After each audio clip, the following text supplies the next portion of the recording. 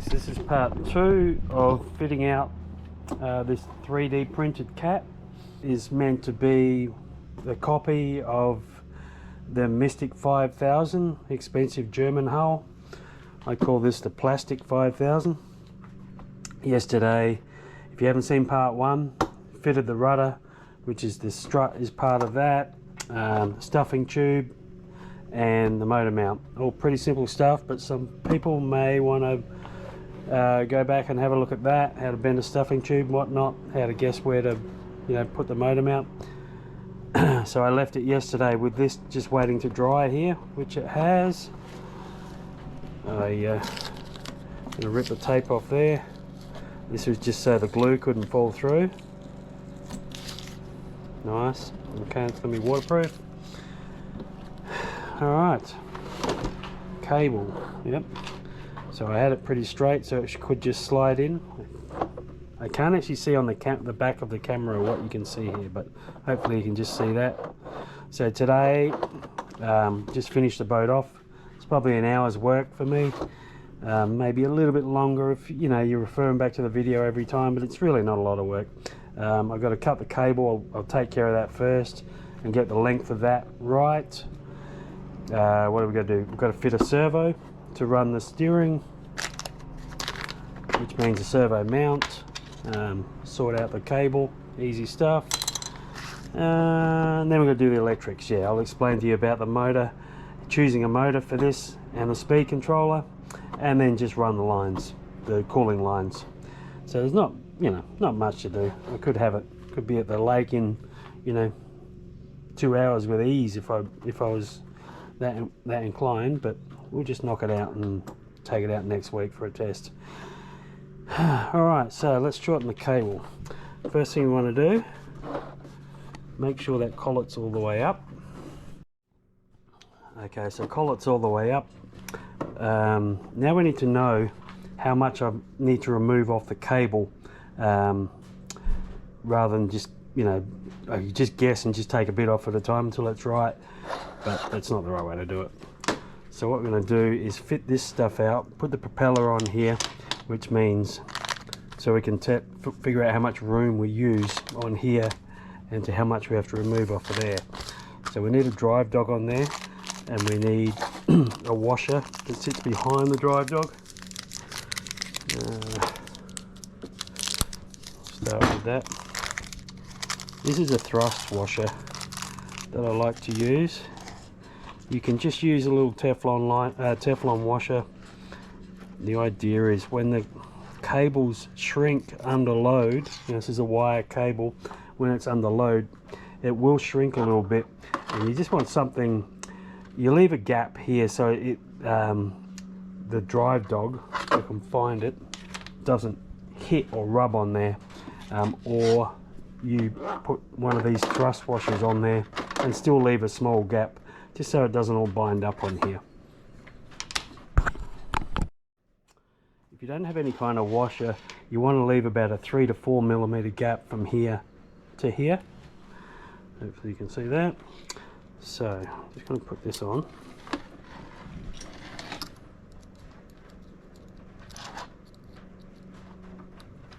You can make a mistake by not leaving enough gap, but you can't hurt it by leaving too much. It doesn't matter if there's a real big gap in between there and there. It's not going to hurt anything. Now I need to find out how much room a propeller is going to take. So I just grab, got a box of props over here. This is a printed up prop box that Brock fitted out. Red prop. Boat's got a bit of red on it, that'll do. We'll go with that one.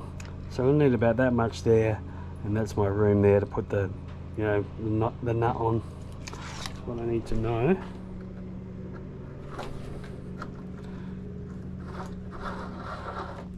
Push that in there. Push that there. I need to measure. I need to measure after that's in how much is too much is too much here. So from here to the back of that, What have I got?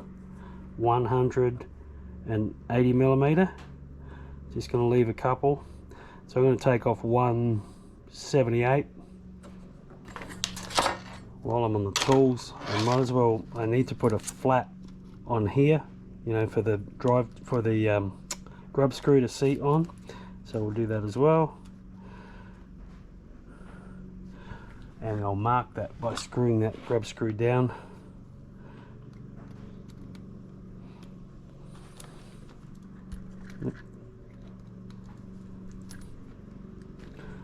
Okay. Okay, so I've got my mark there. I guess I could show you me doing this. So I'm going to take.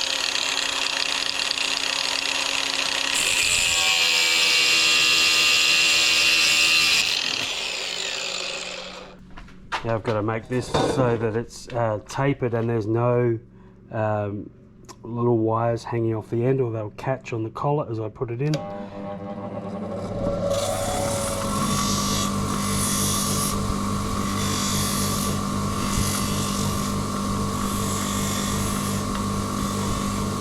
So I've taken the hard edge off of here, so that's round. Best way to check that there's no little wires kind of loose in there is just use a bit of a rag and spin it in there both ways. If there is, an edge will catch on there. Okay, so we've got no problems there. Still need to make the flat on here. There's my mark there, you can just see it. Just go a few millimeter either way.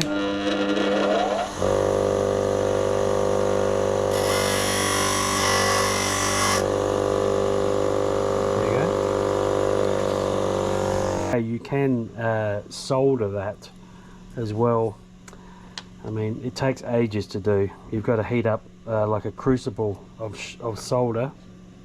Make sure I'm getting this the right way. Make a puddle of solder and clean it up really well. Heat this up so you burn any oil off and dip it in. Do it about 10 times and then hopefully it's right. I mean, I don't have the patience for that. I just be careful when, as long as this is dead straight and you're not forcing it in, it's not going to matter. As long as you've got no bits fraying out, it's good.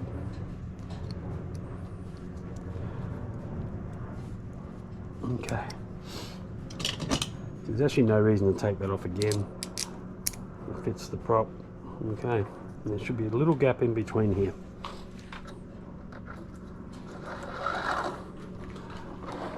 Slides in there nice. Here we go. Bigger gap than I expected, but it's better to cut it longer than shorter. Probably move it along my flat a little bit.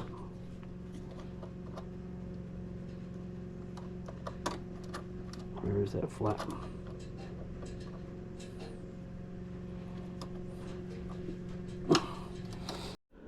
Alright, so now that's sorted out, we'll move on to the servo.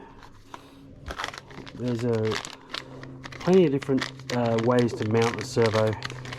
This is a nice one. These come in different colours, so because we've got some red on the boat, we've got a bit of multicolour happening. I'm going to go with this style. These are fairly cheap as well. It's going to sit somewhere there like that. I'll show you in a sec. Put the servo in it. Have to kind of set it up like a dummy setup to figure out where everything's going to go before we can glue it in. This is a 20 kilo servo. It's what I use in all my boats. Waterproof. You can go higher than that if you want, but there's absolutely no need for that. You need more than enough power to turn this. I even use these in much bigger boats, like the boat. This is about 38 inches long, I think. Things up to like 55 inch. I'd still use one of these. It's a standard size servo. I think they're 40mm. Okay. Just tighten them down. It's going to sit there like that. The choice of the horns in here. The double-sided one is if I was going to mount a servo that way and have it like that, and you could run a a arm from here for pushing and here for pulling, you know, so I don't need to do that. Too high for this boat anyway, but even if it wasn't, why overcomplicate it? Okay, just going to go something like this. Then we have to go, oh, I need a little fitting for this too. I'll just go and grab that before I go any further with the video. Alright, this rod is a 2mm rod. You can get up to 2.5mm if you had a much bigger boat. 2mm is plenty for this. So this is going to mount in here. The rod's just going to go in there, screw it down with that. So I'm going to have to make this hole bigger for this to go in. I'll have to do the same thing for here when I put this in. But first things first, I need to mount this on. It can go up, it can go that way, or it can go that way. So it just depends on how high, you know, I've got the height to here as to what I do from there, you know, which way I put this around. What I need to do first is get my hole in the back of the boat. So I know it's going to be roughly there. I'll be putting the servo around that way, I think. And I think I'll be using the high side. See, you know, it's high, so I'm going to go up that way. So what I'll actually do is put this in first, and then once it's in there, then I'll be able to make a mark on here as to where that needs to be. So I'll just draw this out and fit this first.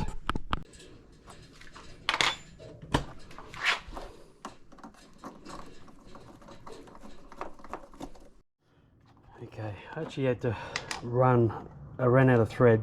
If this was thicker, if this part was thicker, it would have been okay, but I ran out of thread, so I had to put an extra washer in here. I put a spring washer, and now she's tied out so it doesn't wobble at all in there. Now I need to know where I'm going to drill that hole, and that's pretty easy to figure out once you've got this. So just mark it. And there we go. You might not be able to see it, but that's where we're drilling it. So we're going to be using this. We're going to be holding it in with this. I can't remember what size this is, but after I figure it out, I'll tell you. So that's going to sit on here. There's a tiny little lip on here where that sits, and then you put a cable tie around here as well. This is going to be a tight fit in the boat. It's nice to have these long ones when you got things like this, because, you know, if you had a 3mm drill, they're only like that long, so you're not going to be able to, this kind of would have to come off to do that, but luckily we can save that, taking that off, because I've already put Loctite on there as well. So hopefully the camera is showing you what I'm doing. It's kind of in the way.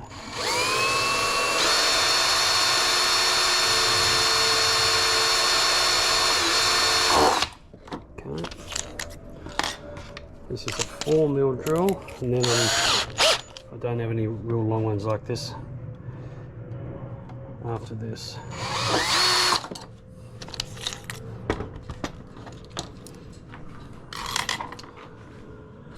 Alright, so just try 8mm, see what that is. Pretty close. Whoops, do it in front of the camera, I suppose. 8mm looks pretty good. So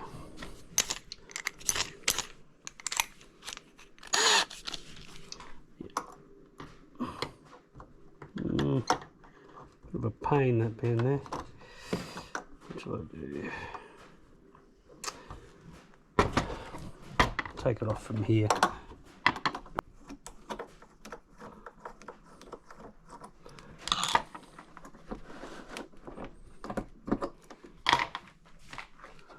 Oh, much better.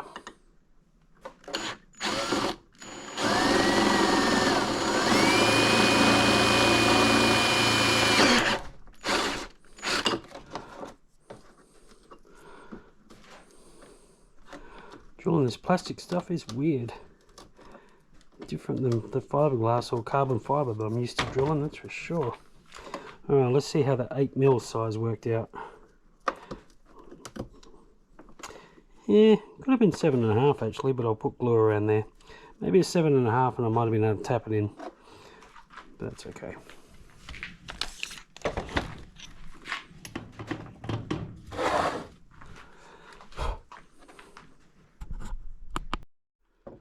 Okay, so I've glued that in. I'm going to put a cable tie around here as well.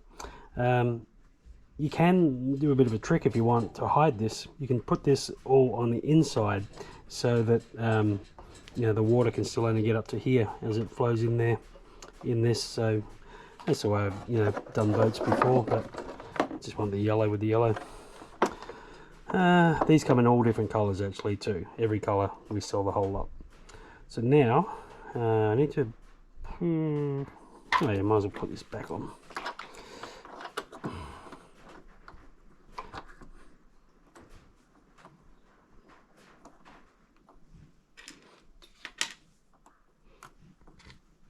For some reason they give you tapered screws here, but there's no taper on there, so I'm just going to swap them out to normal ones. I don't know why that's like that. Alright, now this will tell me, no, we're going to go the other way. This will tell me where I've got to glue this. So poke that in there.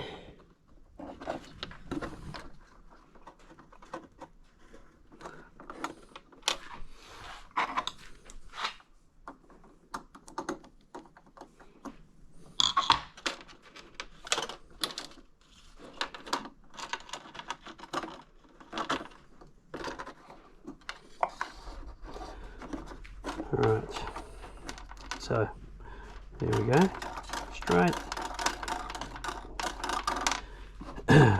So this is going to line up with this now. Now if you have to put a bend in this because, you know, this is too high, that's fine. Just put one bend in here if you need to. Now, the higher up you go, the more steering you're going to get, the more load on the servo you're going to put. I'm just going to go on that second one there. I'm not going to go all the way up to the top because I'm going to be drilling a bigger hole. I want to leave enough meat around there for the plastic. Oh, I've got metal ones of these actually.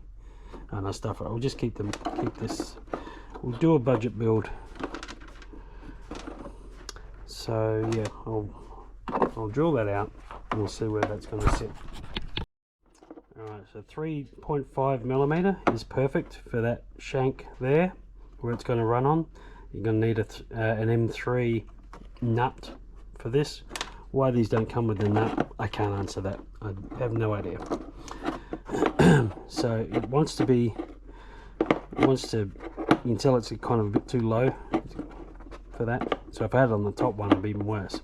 So I'm just going to bend it a little bit. I got to decide where I want to put this. The further I go that way, the less bend I have to put in this. So if I have it back there, it might look neater if I had it right up under there, but you know, then much more bend. Not the end of the world. The further you go that way though, the kind of the weaker it gets. I'm just going to go in. I'm going to go to there, and then I'm going to kink this, and that'll fix that.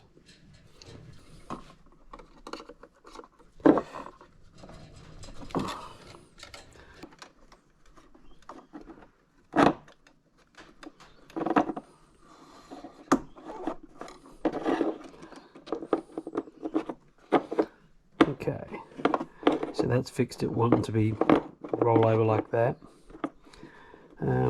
Just come in a bit more. Okay, I just got to leave myself room here to, you know, be able to work and glue it down as well. I could do something interesting with this being a cat. If I wanted to, I could bolt this down to the bottom of the hull, not glue it, and then seal the bolts, seal the nuts from here, because this isn't even, you know, touching the water. And I've done that before, but I haven't done that for a long time. Just it doesn't look as neat on the bottom, but I don't know. Maybe I'll do it on this one just for something different. Okay, my fiberglass has got a lump here, so I'm going to have to flatten that out. Alright, so I sanded that down. I used this actually. It's just what was what was closest. That's actually going to help with the height of this as well, because it was fairly decent lump. It's going to be fine. Yeah, so what I'm going to do, I shouldn't do this because I'm trying to do this video as a bit of an, you know, like an educational type thing.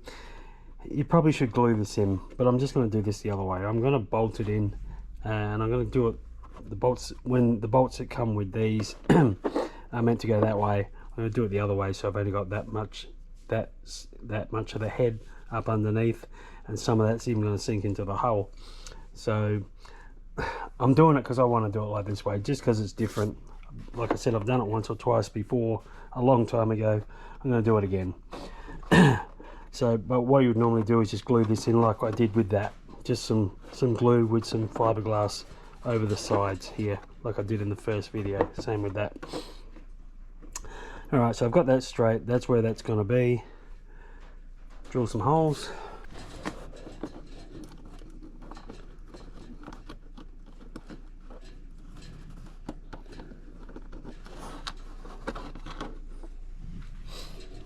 The edge of my servo is getting in the way of that nut, so I have to take a little bit of that away.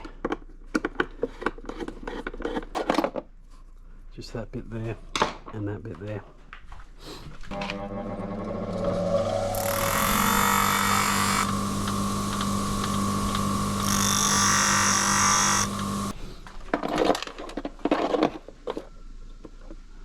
There, we're good.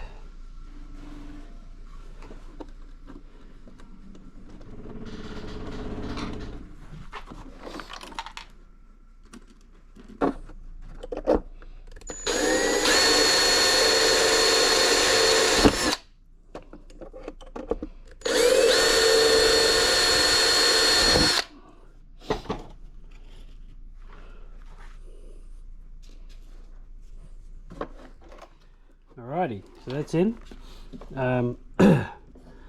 The heads have kind of sunk into the plastic a little bit, so not sticking out that far. But remember, the water runs here. The water doesn't run there when you're going fast, so it's not going to matter. But having said that, if it's the first time you've ever built a boat, do it the other way. Don't copy me. Just glue it in. It will take you longer. It won't actually be as strong as this, but it doesn't matter. It doesn't need to be.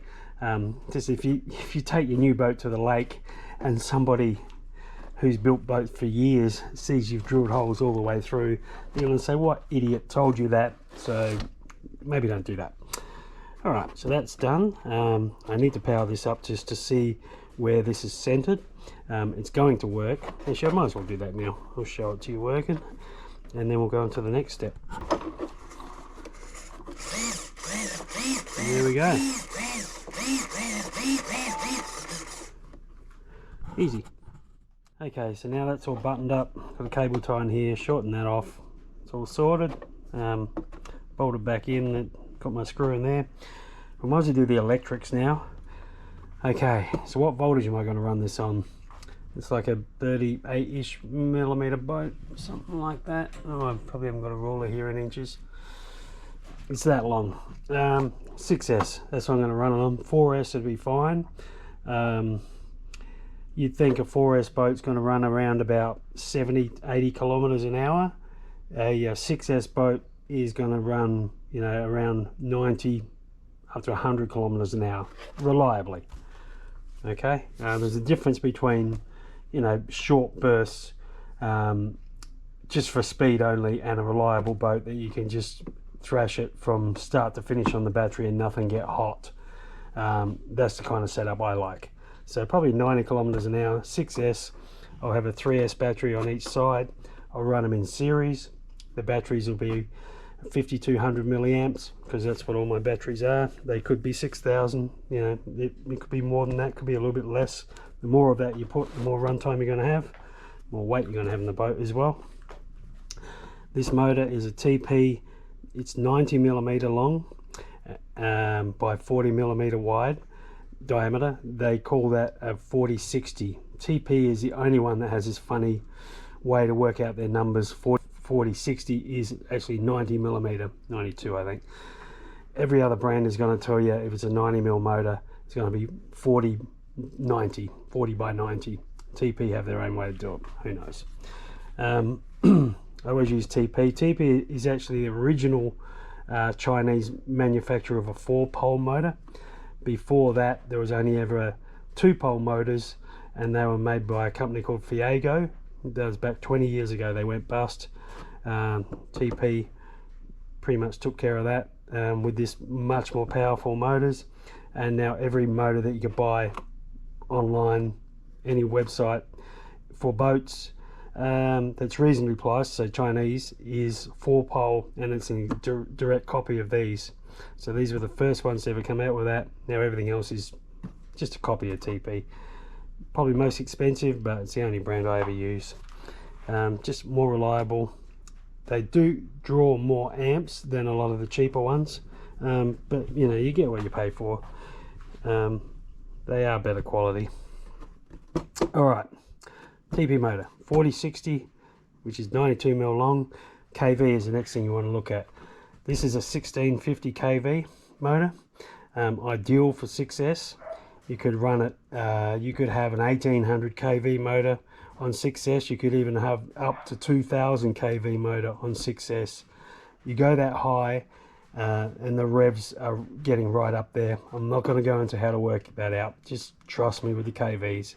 If you had a 4S setup, a 2000 kV motor would be ideal for safe running, and 6S 1650 1700 perfect. I've even run 6S on 1400, and it was probably one of the fastest 6S boats I've ever had. The lower kV you go, the bigger the prop you put on, the less amps you draw. It's different than cars. Forget about the car stuff where everything's like 3000 kV and all that. Boats are not like that. You need torquier motors that don't run as much RPM. So this is a proven setup, this KV. I'm going to run it with a 44 millimeter prop, 1.4 pitch, and it's just going to be a good all-round boat. Like I say, around 90 k's an hour, nothing's going to get hot, and totally reliable. Next thing you need is a speed controller. You need from at least a 150 amp speed controller to run this, good quality, which could be a fly color or a ZTW. That it's got to be 6S capable if you're going to run 6S. So battery terminals to join them, we want at least 5.5 millimeter terminals on here. So I've got to take this out, do some soldering now. I'll choose a speed controller. Not sure what I'm going to use, but I'll find something in the range that I said, and then I'll figure out how I'm going to mount that on there. Okay, so I've soldered 5.5 millimeter terminals on my motor.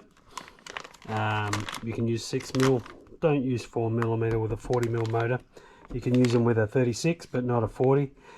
Difference between 5.5 and 6 mil obviously is in the diameter. You'd think the 6 would be better, but the 6 mil are only about 60% as long as these 5.5. So that's why I always choose 5.5. Either one's going to be fine though. This is similar to a fly color ESC. That's 150 amp, which would be fine for this if you don't over prop it too much. This is a 175 amp, our brand.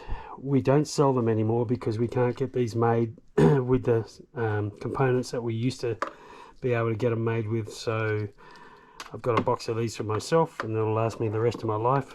So a fly color 150, or better still, a ZTW 200 is going to work. Now, got to find a way to mount that in. These ones were to suit pro boat like Sonic weights and stuff like that. That's what they've already got, the terminals on there, which happen to be 5.5 mil, and they've got these EC5 terminals on there. Good enough for this. So I guess I'll be probably mounting it around about there. I've got my water lines to go in, and my batteries will be around here, so I can't sort of go that way. I need to go that way.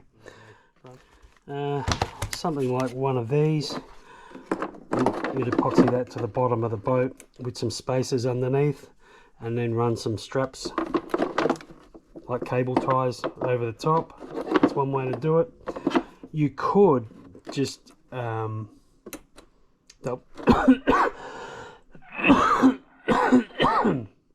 you could just double side tape that to the bottom of the hull if you wanted to.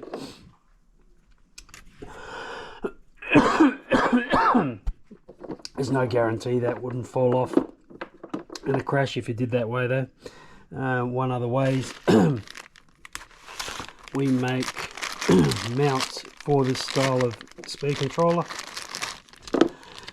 Sorry, I'm really losing my voice. I'm trying to get over a cold here. Oh boy. So this will suit this speed controller and the fly color 150s. What do we got here? And he goes on like that, and you can screw that down, or you'd fiberglass or epoxy, I mean, that down to the bottom of the boat. That's what I'm going to do. See, my screws worked out so well here. I'm just going to screw it on again, exactly like I did there. So like I said before, don't copy me, glue it on. So we have these on the website as well. I will post the link for all this stuff.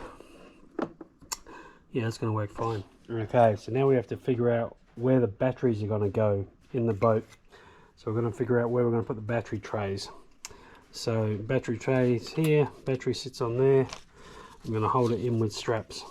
Okay, Velcro straps. Now, this boat is actually front heavy. Okay, well, the balance point on this is roughly half or even maybe a little bit more forward of that.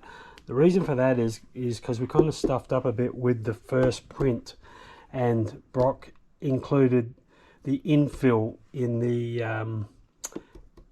file, which is, it's basically full of air, this thing, but with, you know, tiny little things going everywhere. So it's just got like a million triangles in there. If we do another one of these, we're going to leave that out. That'll take that weight out of the front. It's kind of good that it's there, because the boat could never sink, because we've it's like a buoyancy thing, you know. So, but it's there, adding weight to the front of the boat, which means we're going to have to pull the weight of the batteries back. You want a boat, the balance point, the CG, to be about 1/3 of the length of the boat. So you just work that out. You measure how long the boat is. I've already measured this. It's 38 inches to there. I don't work from the tip to the front of the back of the boat as the total length. I think it should be where the propeller is in the water. I think you should add that as well, maybe about 1 inch, because that's actually, you know, that's touching the water. This might be touching the water, but that's even further back. So I'm going with 39 inches as my length of the boat, and 1/3 of that makes it nice and easy. It's 13. So I want 13 inches from the propeller to along here to be my balance point. 13 inches, about there. It's roughly here. Okay, so when I pick this boat up now to balance it, it's roughly there. I want my balance point to be back here. Right now, if I ran that balance, the boat would, the nose would be in the water too much. What happens when you know that's the case, you'd see spray coming up off of here, off near the front, and the boat would be really nosy. It'd be very hard to drive in a straight line at speed, and you give it a little bit of turn, and the thing would want to dart on itself. So what I want to do is get the two batteries that I'm going to run. These are 3S, and I'm going to put them in the boat and pull the balance point back. I hope I can pull it back enough. What do we got here? Ooh, that's a problem. Okay, see, I'm getting it around about there. I had it about here. I've got it about there with these batteries right at the back. Bit of a drama. I mean, I'd probably try it like that initially anyway.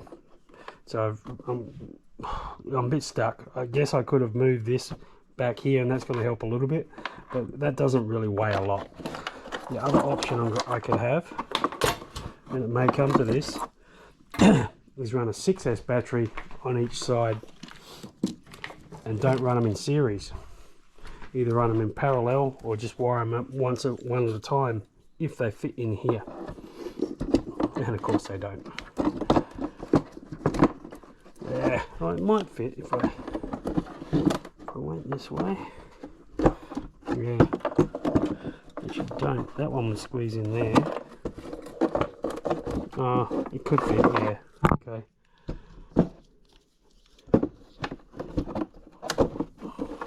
Oh, it does. Add that right back there. You want the weight to be kind of even on each side, so even if you're not running a battery on this side, you still want it to be in the boat. So I can lift this a little bit, which helps me a lot. Now, where's my balance point? I want it to be here. It's still forward of that. Okay, all right. Okay. It seems a bit forward of where I want it to be, but that can work. A way you can lift the front of the nose up is by changing the angle of the strut, and that's what we'll do in setup. I may need to angle the strut up a little bit, like point the prop up just a little bit. I'm exaggerating here, I'm only talking 1 or 2 degrees really, and that actually, when that goes down, that actually lifts the front of the boat up. So I think I can get away with this. Running these big batteries that barely fit in here isn't a bad thing, because now I don't need to muck around with strapping them in. What I'll do is I'll just fill this with flotation up to here that I'll be able to take out, remove my batteries, so they're not going to go anywhere. They've got just a little bit up they could go, so I'll just shove some foam in there and in there, and that actually takes a lot of work out, like gluing these in. So, and it makes it easy to not muck around with straps underneath here, strapping them in. That's not the worst thing in the world. It makes the boat, you know, kind of heavy, but the boat will be super stable, you can guarantee that. I'm gonna live with that. That's all right. So I'm gonna do that. Now what we're gonna do is run some tubing, water cooling, put some outlets on the boat. One other option, what you guys might be thinking, is put the batteries here. The 6S ones are too big to get there. The 3S ones will fit there, and that might help with the balance, but it's not what you want. You want your batteries low so that the boat doesn't tip over like on turns. You want your weight low. If I did, for instance, have them there, would it even help? No, it makes it worse. I've got my CG there with those batteries there. With the heavy ones in the back, it was here, so it's no good anyway. So that's not an option. Okay, so to run the cooling, start from the back. I'll put my rudder on. Alright, here's my yellow tubing. Here's the cover that you put over the tube so it's a nice tight fit, the perfect seal. A couple of outlets that we're going to use. On the website you'll see 2 sizes of tubing, large and small. You use large tube, large fittings. Now you'd normally go from here. Well, a way to do it would be, a neat way to do it would be to go from there, you know, straight into here, one next to it. I'm going to take this off again. I actually can't be bothered. I'm going to be lazy. I'm just going to put them here.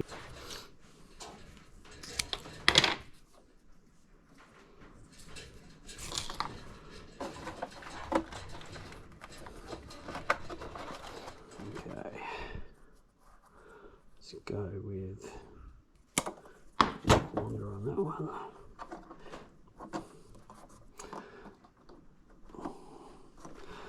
Alright, so we're going to call the motor separately to the speed controller.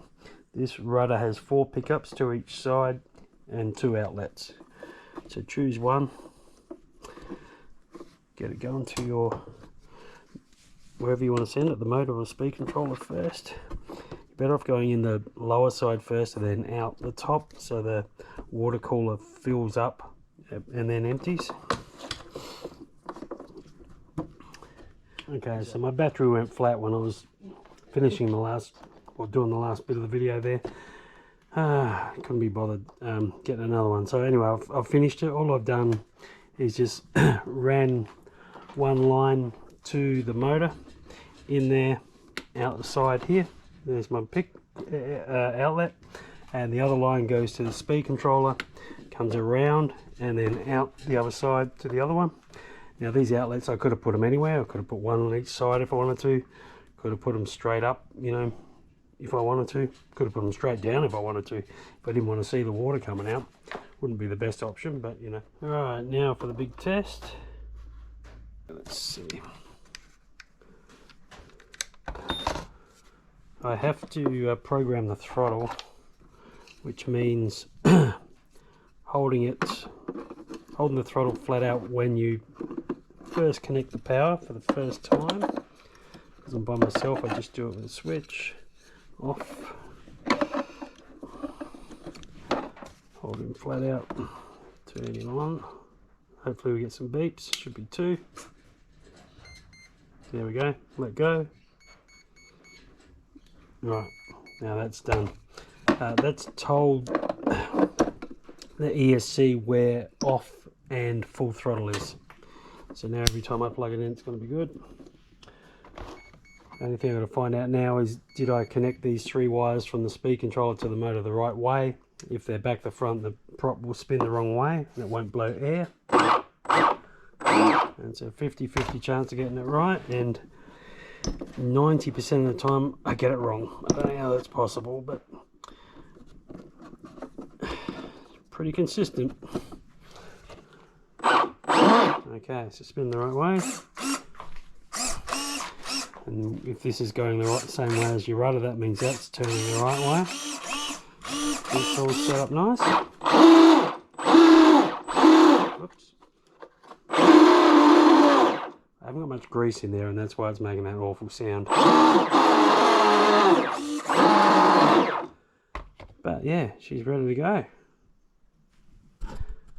I hope you enjoyed this, or learned something. I hope it wasn't too boring.